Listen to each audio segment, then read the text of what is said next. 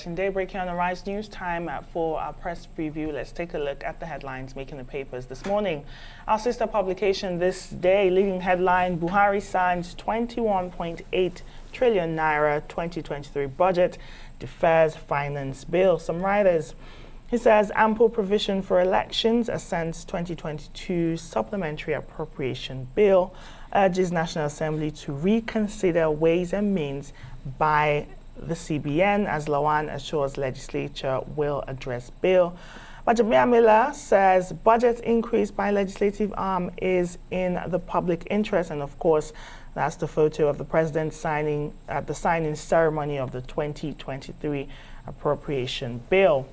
More headlines just above that. Like Obasanjo, Clark endorses Obi as Labour Party leaders hold crucial meeting in Ogun State. Moving on now to the Punch newspaper, says PVCs 6.7 million uncollected in 17 states. INEC target markets.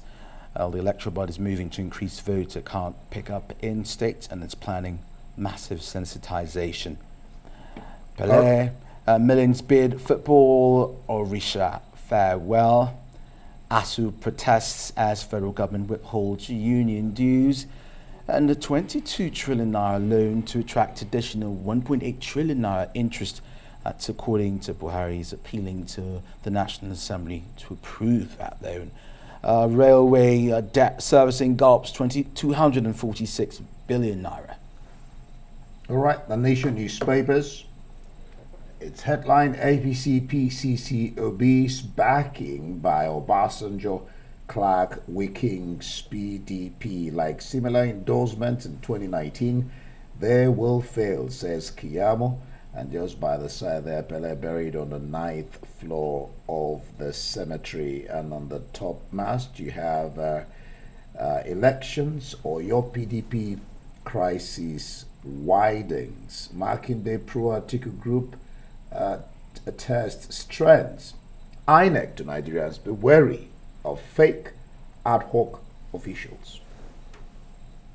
Let's take a look at the Daily Sun this morning. Its leading headline, anger, agony as banks stick to old Naira notes, blame trend on CBN's failure to supply new notes. Meanwhile, the CBN Governor Emefiele insists on the January 31st a deadline, and this is interesting because after 20 days of the release of that newly redesigned 200, 500, 1,000 Naira notes and calling on Nigerians to take their old notes into the banking system, and the bank is giving us back the old notes.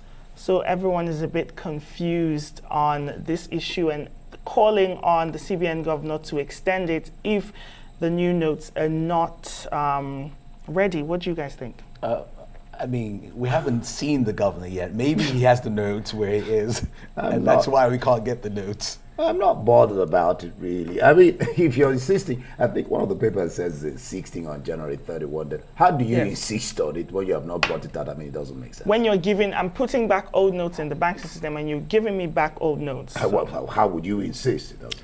Anyway, more headlines on the Daily Sun this morning. Presidential poll, more endorsements for Peter Obi. Clark Autumn recommend Labour Party candidate to Nigerians. Just below there, World Bank blames rising inflation on CBN's loans to the federal government.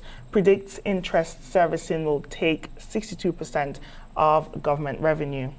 This is The Guardian. Amid high deficit, Buhari signs unreconciled 21.83 trillion naira budget. Professor Kiyemi at 82 advises you to vote wisely.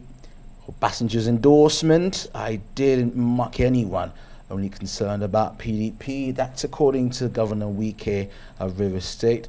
Anxiety as G5 governors storm Ibadan to declare stance on presidential candidates.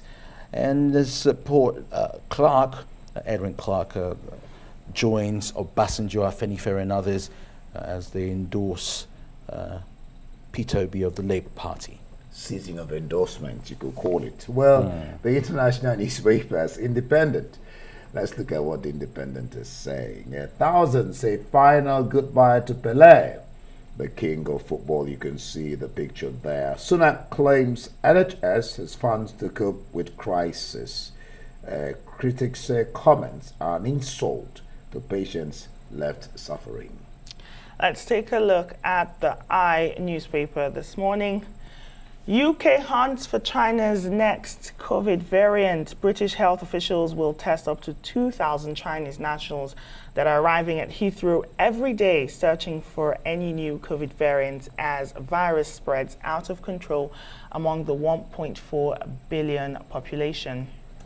The Daily Telegraph marks at the heart of PM's vision for Britain. Rishi Sunak sets out principles in major speech as he battles striking unions and NHS backlog. In the US, Kevin McCarthy has failed to clinch the post of Speaker after a third round of voting. Quite interesting. I don't think it has ever happened in history to be proven wrong, arguably so. Yeah, it's taken. It's the last time was in the 1920s. So it's happened before. A century. For Republicans or for Democrats? I'm not sure which party. Which party? All right. The I newspaper. The I newspaper. Okay, Financial Times, we've done I. All right.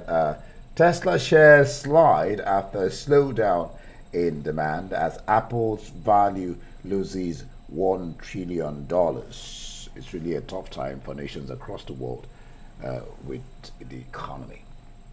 That's the story on our sister our sister publication that is quite interesting that I'd like to take. It says I think it's is it our sister publication? Why is it? Atiku's campaign Wike dancing like village masquerade. That's what I wanted to bring out this day. It says Wike dancing as village masquerade. Finally campaign. Going on the offensive. Yeah. Well, well, that's it for today.